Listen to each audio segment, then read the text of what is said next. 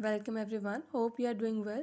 In this video, I will show how to fix Galaxy Tab S10 Ultra randomly shuts off.